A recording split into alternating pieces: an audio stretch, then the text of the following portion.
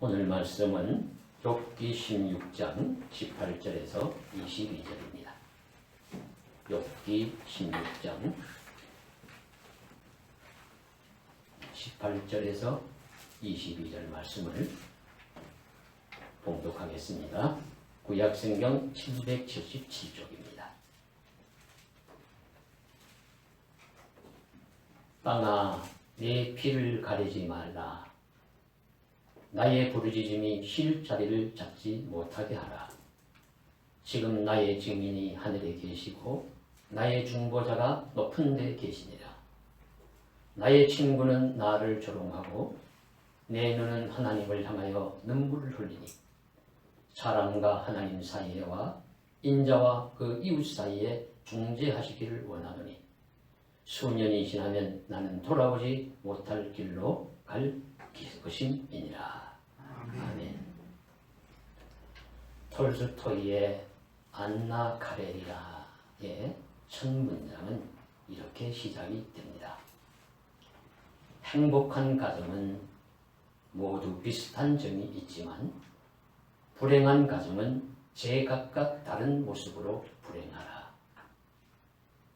행복한 사람이나 가정은 그 패턴이 비슷합니다. 가족들이 되게 건강하고 각기 제 할 일을 잘 감당하고 서로를 도와주면서 서로의 유익과 기쁨을 위해서 살아갑니다. 그러나 불행한 사람이나 불행한 가정은 모습이 수없이 많고 다릅니다. 불행의 이유나 모습이 너무 많고 다양하기 때문입니다. 살아야 하는 이유라는 책을 쓴 강상준 교수라는 분이 있습니다. 이분은 제1교포 2세로서 1972년도에 한국을 방문하고 난 다음에 돌아가서는 일본 이름을 버리고 우리 한국인 이름을 사용하였습니다. 그리고 제1교포로서 도쿄대학 정교수로 첫 번째 교수가 된 유능한 학자입니다. 그런 그에게도 큰 슬픔과 아픔, 고통이 다가왔는데 그것은 다름이 아니라 사랑하는 아들이 희귀한 질병인 과도한 신경증적, 극도의 신경증이라는 불치의 병에 걸려서 고통을 받다가 돌아간 겁니다. 그래서 이 병은 상상해 볼 때 그냥 아프고 죽는 것이 아니라 아마 극도의 정신적인 고통을 호소를 하고 그리고 상당한 기간 동안에 괴로움과 고통 속에 울부짖다가 이제 돌아가는 것이니까 그것을 바라보는 부모나 가족들의 마음이 더 힘들고 아팠으리라고 보여집니다. 그래서 그분은 아들의 고통과 죽음을 바라보면서 이렇게 표현을 합니다. 슬픔은 하늘을 찌르는 것 같았고 오열은 극에 달했으며 그로 인한 불행은 필설로 다하기 힘들었고 책을 쓰는 시점에도 납을 삼킨 듯한 고통과 슬픔이 치유되지 않았다.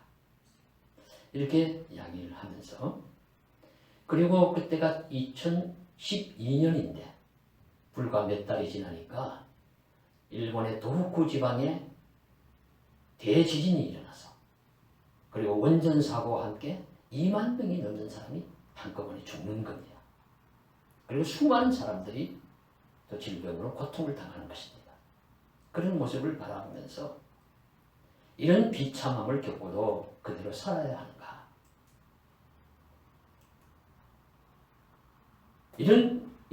그럼에도 불구하고 삶에 대하여 예라고 대답해야 하는가? 라는 질문을 하면서 그 책을 썼다고 합니다. 그런데 그 책에 보면은 이런 글귀가 하나 나옵니다. 고통받는 아들의 모습과 또 아들이 하는 말 중에 욥의 한 외침을 인용을 하는데 자신의 생일을 저주한 욥과도 같았다 라는 말을 합니다. 이 말씀을, 이 이야기를 읽으면서 이 세상에 살아가는 사람들이 신앙인이든지 아니든지 만일 그가 성경을 아는 사람이라면 극도의 슬픔과 고통을 당하면 욥을 생각하게 되는구나 하는 사실을 바라보게 됩니다. 그러면서 자연스럽게 욥은 어떤 인물이었는가, 욥은 어떤 삶을 살았기에 이 땅을 살았던 사람들이 극도의 슬픔을 당하면 욥을 생각하는가 라는 우리 물음으로 나아가게 됩니다. 그래서 우리가 욥을 바라볼 때 욥은 불행과 고통에 인간이 당하는 일들의 대명사와 같은 존재입니다. 그래서 욥은 1장, 2장에 나오는 사탄과 하나님의 내기 장면을 발로 쳐서 뒤로 물러내고 욥의 슬픔과 아픔의 모습, 고통의 모습만을 먼저 바라보면서 우리가 그 내용을 바라볼 때 욥의 불행은 첫 번째는 의인이고 하나님을 잘 믿는 경외하는 사람이었음에도 불구하고 재산과 가족과 건강과 모든 것을 다 잃었다는 것이죠. 재산 한 가지만 잃어도 불행하고 가족만 잃어도 고통스럽고 그리고 건강을 잃어도 너무 괴롭고 아픔 속에 몸부림칠 때인데 이 모든 것을 욥은 다 잃었어요. 그리고 그 몸물이 팥불이 되도록 함께 살자고 다짐했을 아내도 떠납니다. 그리고 그것도 끝이 아니라 우정을 자랑했던 친구들도 와서 공격자로 변하고 평소에 잘 살 때는 욥을 존경하고 와서 많은 찬사와 아첨의 말로 함께 했을 그런 사람들이 공격자로 변하고 조롱하는 자로 변합니다. 그래서 욥에게는 아무것도 남은 것이 없어요.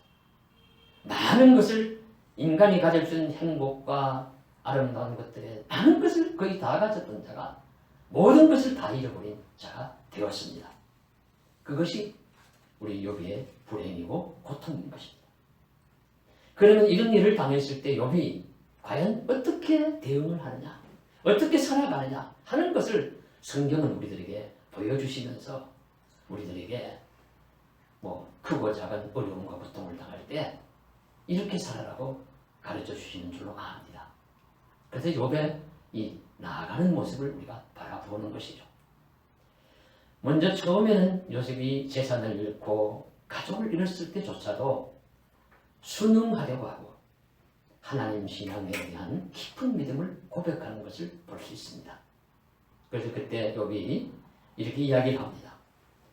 주시는 자도 하나님이시요 거두시는 분도 하나님이시니 하나님이 찬송을 받으실지어다. 이렇게 고백하며 견뎌나가요. 그 다음에는 이제 몸에 병이 듭니다. 큰 병이 들고 괴로운 아픈 병이 들었을 때 아내가 하나님을 저주하고 차라리 죽어버려라. 이렇게 했을 때도 욥이 하는 말이 참 당신이 하는 말이 어리석은 자의 말과 같다. 하나님께 복도 받았으니 화도 받지 않겠느냐. 이렇게 이제 이야기를 합니다. 이런 모습을 보면서 좀 비인간적이다. 비현실적이다. 참 사람이 어떻게 이럴 수가 있을까 하는 것을 우리가 생각하게 되어요. 우리가 어려운 일을 당한 사람들을 가끔 화면에서나 주변에서 봅니다. 땅을 치고 통곡하고 사람들을 향해서 삿대질을 하고 무엇인가를 향해서 고통스럽게 비명을 치고 몸부림을 칠 때 우리가 다 그럴 수 있지. 누가 그렇지 하지 않겠어. 이해를 하는 마음이 들어요. 근데 욥과 같이 하는 경우가 있다면 참으로 이것은 사람이 아니야. 어떻게 사람이 저럴 수가 있겠어? 라는 마음을 가지게 되는 것이죠. 좀 일반적인 모습이 아닙니다. 그래서 1장, 2장의 고통과 아픔에서 42장의 결론 부분을 바로 넘어갔다면 이건 굉장히 비현실적이에요. 그런데 하나님은 3장부터 41장까지의 긴 말씀 동안에 욥이 인간으로 돌아옵니다. 사람처럼 되어서 살과 피를 가진 우리와 같은 인간이 되어서 자기가 당하는 고통과 괴로움을 하소연을 하고 말을 하고 친구들과 함께 논쟁을 벌이면서 자신에 대해서도 변론도 하고 하는 내용을 바라보게 됩니다. 그래서 이런 말씀들을 쭉 보면서 저는 욥기 중에서도 16장의 말씀이 가장 깊이 마음에 와닿고 가장 욥의 전류가 간절하게 나타나는 부분이라고 여겨져서 이 말씀을 선택을 했습니다. 욥이 이 다른 곳에서도 많은 고통과 슬픔, 괴로움에 대한 말을 쏟아놓지만은 절절하게 부딪혀오는 말씀이 16장의 말씀인데요. 우선 16장 1절에 보시면은 이런 말씀을 하나 합니다. 함께 논쟁하는 친구들에게 욥이 말하기를 너희는 다 재난을 준 위로자로구나. 너희는 다 재난을 주는 위로자로구나. 우리 개역성경 9판에 보시면은 너희는 나를 번뇌케 하는 안위자로구나. 그렇게 번역을 했습니다. 번뇌케 하는 안위자, 재난을 주는 위로자. 그러니까 위로하러 왔으면은 고통과 슬픔과 아픔을 줄여줘야 되는데 말을 통해서든지 표정을 통해서든지 어떤 몸짓이든지 그래야 되는데 그렇지 못했다는 거죠. 오히려 더 고통스럽게 하고 더 아프게 하고 더 힘들게 하고 더 괴로움을 당하고 더 상처 같은 날. 그런데 이것은 친구들만의 잘못은 아닙니다. 욥이 지금 받아들일 수 있는 마음이 되어 있지 않아요. 그런 형편이 아닙니다. 그래서 욥이 하는 말이 너희들처럼 하는 말은 나도 할 수 있다. 나도 너희들 같은 그 정도 말은 내가 하겠다. 무슨 쓸모없고 무익하다. 이렇게 이제 욥이 이야기를 하면서 너희들의 그 위로가 내게 전혀 위로가 되지 않는다. 그런 이제 이야기를 합니다. 그래서 이 모습을 보면서 참 위로라는 것은 매우 어렵다는 사실을 깨닫습니다. 고통과 슬픔의 이유와 모습이 사람마다 다양하기 때문에 그것에 대해서 진심으로 위로한다는 것이 얼마나 어려운가 우리가 알게 됩니다.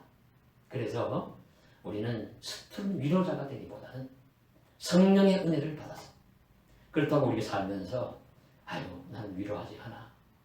나는 아무 말 하지 않겠어. 라는 것보다는 진심으로 기도하고 그래도 마음과 마음이 통할 줄 알고 성령의 은사에 로마서 12장 16절인가 보시면 위로하는 자는 위로하는 일로 성령의 은사예요.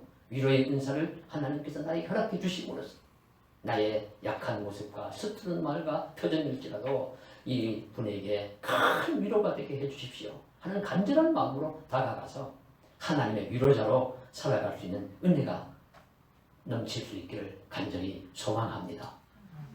그래서 하나님의 은혜와 위로가 저와 여러분에게 함께 하시길 간절히 바라고 누구에게든지 위로하려고 하는 그 몸부림과 간절한 몸짓이 그 말이 있다면 그 내면에 그 힘쓰려고 하는 그 마음을 보시고 우리가 고통받는 사람은 위로를 받을 수 있는 넉넉한 마음이 되시고 하나님의 위로가 함께 하시길 간절히 기도하면서 이 어렵고 힘든 세상, 어두운 세상을 이겨나갈 수 있기를 간절히 소망합니다.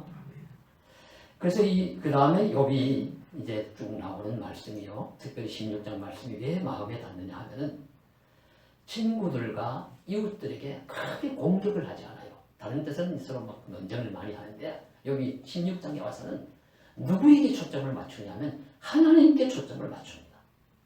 하나님께 강한 대응을 합니다. 그래서 우리 7절 말씀에 보시면 이런 말씀을 합니다. 이제 주께서 나를 피로하게 하시고 나의 온 집을 패망하게 하셨나이다. 하나님이 멸망하게 하신 것은 아닐 것이지만은 욥이 하나님께 버림받았다는 심정을 가지고 하나님을 향해서 하나님이 나를 망하게 하신 것 아닙니까? 하나님이 나의 온 집을 멸망시키신 것이 아닙니까? 그러면서 그 뒤에 계속해서 이야기하기를 나를 시들게 하시고 나를 찢고 나를 향하여 이를 갈고 내 목을 잡아 나를 부서뜨리셨습니다. 나를 이처럼 파괴하시는 자가 하나님입니다. 그렇게 이야기하면서 12절 13절에 가면은 나를 세워 관역을 삼으시고 그의 화살들이 날아와 사정없이 나를 쏘므로 내 콩팥을 꿰뚫고 내 쓸개까지 땅에 흘러나오게 합니다. 얼마나 참혹한 표현이나 하면은 화살의 관역바지로 삼아서 예레미야 에가서에도 나오는 표현인데요. 나를 화살의 관역바지로 삼아서 탕탕 화살을 쏘면은 화살이 맞아서 내 몸에 화살이 맞아서 내 몸에 내장이 쏟아져 나온다. 이보다 더 비참한 표현이 어디 있겠어요? 그러면 욥은 왜 사람에게보다 하나님을 향하여 이처럼 외치고 있을까요? 여기서도 우리도 깨닫고 배워야 합니다. 그것은 하나님이 고난을 다스리는 주권자이라는 믿음이 있기 때문입니다. 하나님이 큰 범위에서 고난도 허가하실 수도 있지만 그보다 더 중요한 것은 이 고난을 되돌릴 수 있는 분도 하나님 한 분이시라는 것이죠. 이 고통을 들어주실 수 있는 분도 하나님이시라는 것입니다. 만일 이웃을 원망하고 친구를 원망하고 누구에게인가 내 분풀이를 해서 내 고통과 아픔이 소멸되고 달아날 수 있다면 그렇게 할 수도 있을 것이에요. 그러나 그것은 잠시 어떤 내 풀이는 될지 모르지만 전혀 도움이 안 됩니다. 전혀 그 사람들은 그들은 나의 그 불행과 아픔을 덜어줄 수 있는 기회가 없어요. 해결해 줄 수가 없습니다. 그래서 욥은 지혜롭게도 이 과정 속에서도 최선을 붙드는 것입니다. 그래서 욥은 지혜자입니다. 욥기서는 지혜 문서에 들어가요. 성경을 구원할 때 지혜 문서 중에 욥기가 들어가요.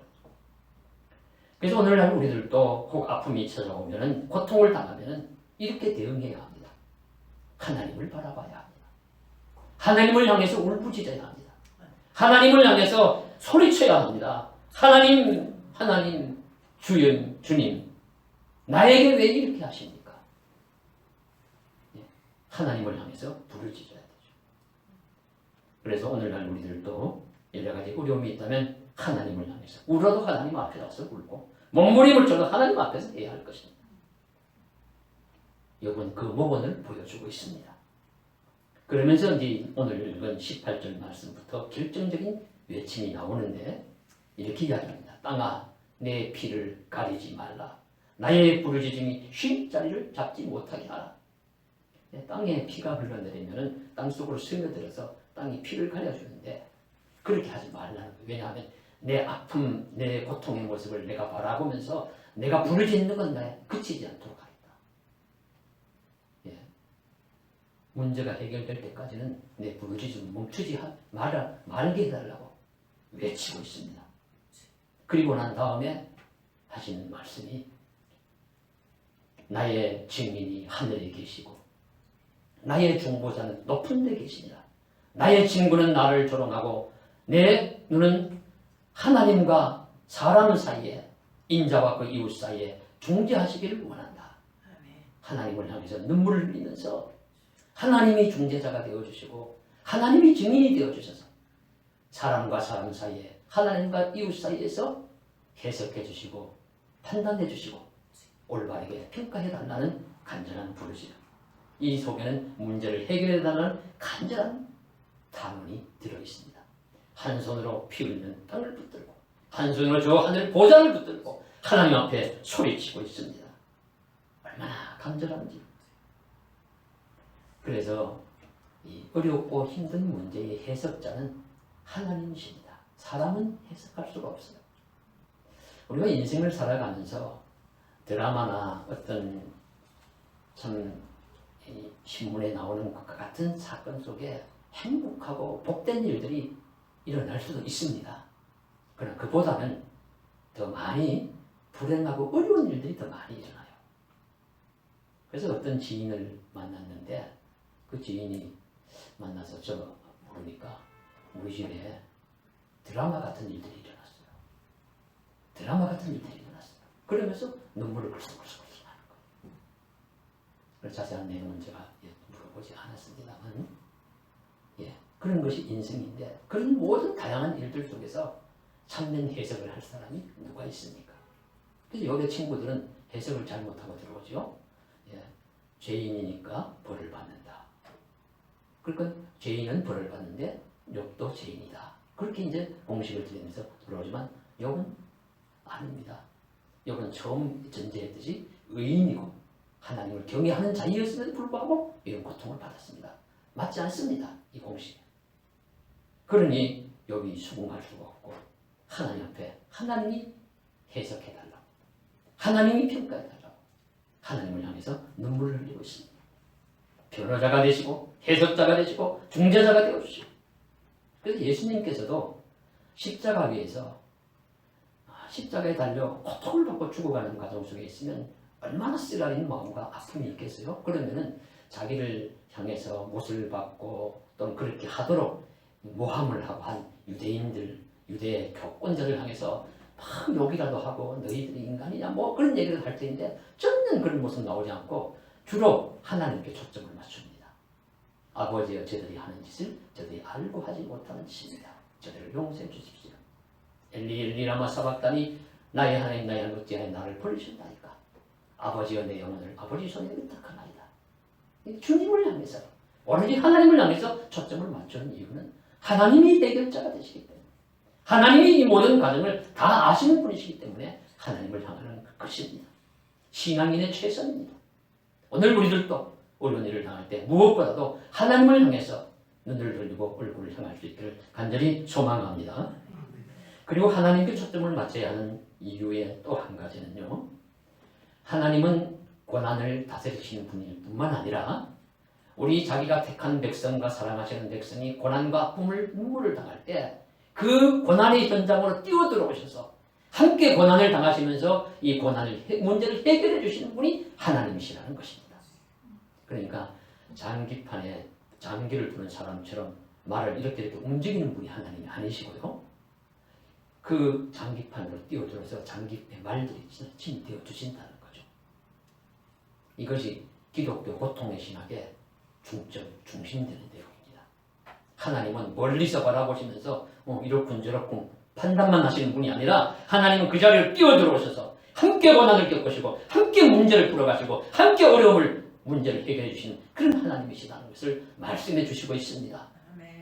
얼마 전에 문제에 그런 문제가 나왔죠. 다니엘의 세 친구가 풀무불에 들어갔을 때 그 풀무불 안에 몇 사람이 있었느냐. 그 문제가 너무 쉬웠어요. 틀린 분이 거의 없습니다. 다 네 사람이라고 잘 적으셨어요. 해답은 쉽지만 주시는 메시지는 깊고 강합니다. 이 한 사람이 누구냐?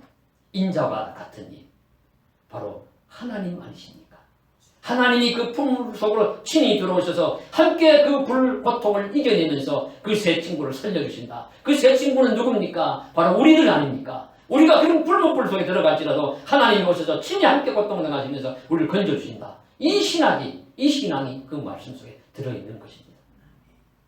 그래서 이사야 42장 2절 이하에 보시면 물 가운데 지날 때에도 물이 너를 침몰하지 못할 것이요 불 가운데 지날 때도 불이 너를 사르지도 못하리라. 너의 하나님 여호와가 너와 함께 하기 때문에 하나님이 함께 하셔서 물이 침몰지 못하고 불이 사르지 못하도록 하신다. 말씀해 주셨습니다. 이것이 바로 형상화되고 실제화되어서 나타나는 것이 예수님입니다. 예수님이 하늘에서 고통받는 이 땅의 현장 속에 오셔서 인간과 함께 고통을 받으시고 십자가에 죽으심으로 함께 모든 인간의 죄 문제, 죽음과 고통의 문제를 해결해 주시는 것이죠. 이 놀라운 신앙이 우리 말씀 속에 하나님의 신앙 속에 있다는 사실을 깨닫고 우리는 주님으로 말미암아서 예수님과 함께 고난의 풀물을 통과할 수 있다는 것을 믿으실 수 있기를 간절히 바랍니다. 그분으로 인하여 우리는 위로받고 치유받고 세임을 얻는 삶을 누릴 수 있다는 사실을 믿으십시오. 그리고 아멘으로 화답하시면서 함께 그 길을 잘 걸어갈 수 있기를 간절히 소망합니다. 부활이라는 책에 보면은 지난주에 말씀드렸듯이 두 분 공저인데 이용규 선교사와 그리고 김상철 우리 감독이라는 목사님이라는 분인데 이 두 분이 같은 영상을 다큐멘터리 영상을 찍고 같은 주제를 가지고 했던 것에 대해서 책을 썼기 때문에 내용이 겹치는 부분이 종종 나옵니다. 당연하겠죠. 같은 내용을 받고 같은 사람들을 만났고 했으니까. 이제 거기서 이제 이분들도 그걸 알지만 두 분이 겹치는 내용을 다 그냥 기록해 놓아요. 나는 이렇게 생각한다. 나는 이렇게 본다. 근데 그 중에 두 사람을 만난 것을 각기 다 얘기를 합니다. 두 분이 누구냐면 이어령 교수님과 그리고 천정은 자매라는 그 자매입니다. 근데 이어령 교수님은 여러분 잘 아시는 것과 같이 말기 암 환자로서 수술이나 연명 치료를 거부하고 조용히 죽음을 기다리시면서 마지막 집필을 하고 계시는 분이죠. 그래서 그분을 만나서 신앙에 대해서 묻고 또 대화를 듣고 하는데 놀라운 평안과 주님을 사랑하는 믿음을 가진 것을 바라보게 됩니다. 그러니까 이분이 늦게 믿었잖아요. 아주 늦게 믿었음에도 불구하고 기독교를 받았음에도 불구하고 누구보다 믿음에 앞서 계신다는 것을 이제 인정을 하게 되고, 그분의 신앙을 가진 이후에 변화된 모습을 많은 이들에게 공감을 주고 감동을 주며 기독교 신앙의 본질적인 맛을 알게 해준다. 이렇게 고백을 하면서 우리 한국 기독교사에 남을 만한 분이라고 그렇게 이야기합니다. 그래서 그분은 얘기를 들어보면 그분이 가진 해박한 지식이 성경 말씀과 믿음과 어우러져 나오면서 귀한 깨달음을 주는 것이죠. 그래서 이제 그 부분에 대해서 놀라고 참 본받을 만하다 하는 이야기고요. 또 하나는 천정은 자매라는 자매인데, 이 자매는 우리 2020년 4월 우리 한두 달, 한 달 전 이 책이 막 그때 바로 나왔는 거예요. 나올 때까지만 해도 79차 항암을 마쳤다고 해요. 79차 항암을 마쳤는데, 본래 피아니스트였는데 이제 암이 걸리고 예수님을 이제 23병원에 입원했는데 예수님을 영접을 했습니다. 그리고 성령 체험을 했습니다. 그리고 난 다음에 암이 퍼졌습니다. 암이 퍼져가지고 다 온몸에 퍼지고 뼈에까지 다 퍼지고, 그래서 의사들이 이분을 볼 때 참 살아있는 것이 신기하다. 뼈에까지 다 퍼졌으니까 뼈가 떨어져 내리면 다 주저앉을 수밖에 없는 그런 몸인데도 불구하고 이 제작팀들이 그 자매를 처음 만났을 때 아픈 사람인 줄 몰랐대요. 가발을 막 좀 화려한 노랑머리 물들인 가발을 쓰고, 그리고는 막 그냥 활기 있게 이야기를 하고, 근데 보고 보면 머리가 너무 암해서 하나도 남아있지 않고, 그리고 저녁에 들어가서 가만히 있을 때 카메라로 몰래 카메라 찍은 것처럼 보면 그것은 몸부림치면서 괴로워하는 모습도 보이고, 그런데 그 모든 정신이 들면 나와서 다른 여러 환자들 찾아다니면서 위로하고 복음 전하고 그리고 뵙고 그렇게 활달하게 살아가더라는 거죠. 그 놀랍게도 그녀가 그런 아픈 환자들이 부르면 가서 이야기를 하면 그들이 위로받더래요. 위로받고 그 자매를 말하는 것을 받아들이고 하는 것을 보면서 놀라면서 이분들은 어떻게 이럴 수가 있을까? 라는 이야기입니다. 그러면서 두 가지. 하나는 고통받으시는 예수님이 나와 함께 계신다는 사실. 이 사실을 굳게 믿는 믿음이 강한 거죠. 그리고 또 하나는 이후에 부활의 세계가 있다는 것을 확신하고 살아가는 믿음이 있기 때문이라는 거죠. 그러면 욥은 어떠합니까? 여러분 놀랍게도 욥에게도 같은 내용이 나타납니다. 오늘 말씀에 보시면은 마지막 구절에 수년이 지나면 나는 돌아오지 못할 곳으로 갈 것이니라 하면서 끝을 바라보고 있습니다. 육신의 죽음 끝을 바라보고 있습니다. 인생의 끝이 있다는 것 사실만큼 더 확실한 것이 없죠. 그러나 끝이 여기서 끝이 아니라 그 끝 너머를 바라봅니다. 그것이 바로 19장 25절 26절로 가면은 나타납니다. 그 한 구절만 한 번 더 보시기를 바랍니다. 내가 알기에는 나의 대속자가 살아계시니 마침내 그가 땅 위에 서실 것이라. 내 가족이 벗김을 당한 뒤에도 내가 육체 밖에서 하나님을 보리라. 욥이 말씀합니다. 나의 대속자가 살아계시니, 가알이라는 이 히브리어는 유대인들의 가까운 친족, 기업 물을 자라는 뜻도 있고 어려운 상황에서 구해낸다는 뜻도 있습니다. 그래서 공동번역에서는 나의 변호인이라고 번역을 하였고, 현대인의 성경에서는 나를 구하실 분이라고 번역을 하였고, 우리 개역 성경에서는 나의 대속자가 살아계신다고 번역을 하였습니다. 번역이 곧 또 해석이기도 합니다. 어떤 표현이든 하나님을 가리키는 말이고, 그분이 살아계시고 그분이 나의 변호인이 되시고 나의 구원자가 되시고 나의 대속자가 되시고 나를 돕는 자가 되신다. 그분이 살아계시는데 그분을 바라보는 나는 육체 밖에서 내 피부가 벗겨진 후에 내 육체 밖에서 하나님을 보리라. 이거 죽은 후에 하나님을 본다니까 부활신앙을 말씀하는 거잖아요. 이 믿음이 이 욥 속에 살아있었다. 기독교의 기본 틀이 욥기 속에서 나타난다 하는 것입니다. 그러니 욥이 받는 이 많은 고난은 십자가의 삶을 의미한다고 볼 수 있습니다. 주님이 십자가의 삶을 사셨고 이 땅에 많은 그리스도인들 십자가의 삶을 살았듯이 그 십자가의 삶, 고통과 고난과 아픔과 눈물과 고통의 삶을 그 십자가의 삶을 산다. 그러나 내 껍질이 벗겨진 후에 육체 밖에서 하나님을 보는 것처럼 부활신앙으로 다니셔서 더 끝 넘어 있는 세계를 바라면서 믿음으로 고백하면서 이 어려운 이 시기를 이겨낸다는 그 부활신앙, 그것이 바로 욥기 말씀 속에도 있는 것입니다. 그래서 우리가 참 진짜 복이 뭐냐 하는 것이죠. 그래서 욥기 42장에 보시면요, 복이 나옵니다. 복이 나오는데 어떻게 복이 나오냐면 사람들과의 관계가 회복이 돼요.